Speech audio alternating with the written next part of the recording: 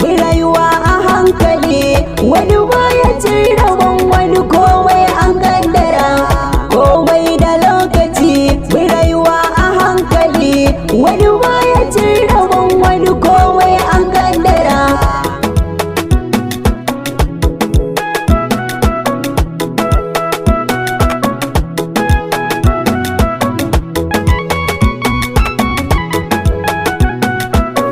Yau ‘yan Kano ku ya shirya zai faɗakarwa, kuma gashi ba sani zai wani ɗan tunasarwa.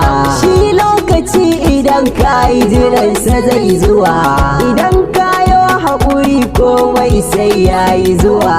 Kai dai kai haƙuri za ka zama cikin nasara. Bari ka sani ita nasara in har za ta zo ma, sai ka sha wuya sosai sannan ka sha zuma. Komai a tsare yake kada kai yo tantama, in Allah ya ce kasance sai ka yi sama. Ko ana muzuru da shawo sai ka girma, haƙuri za ka yi da jajircewa ka yo jira.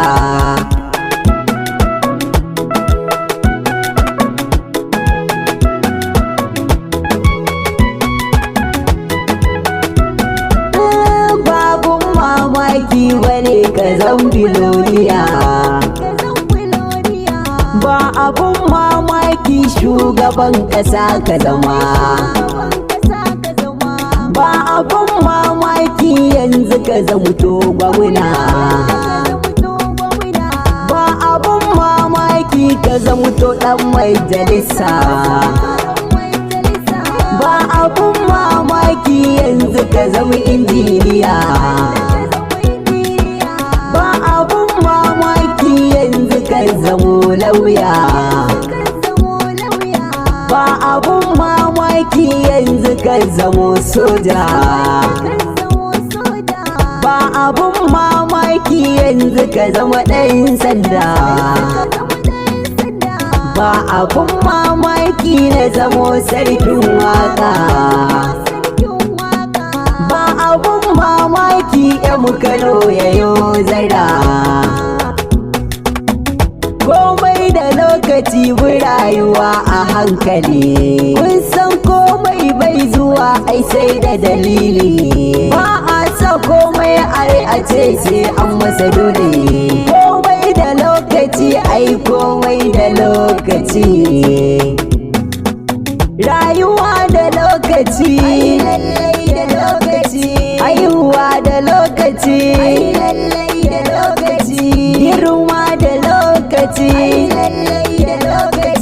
arziki da lokaci, ka aure da lokaci,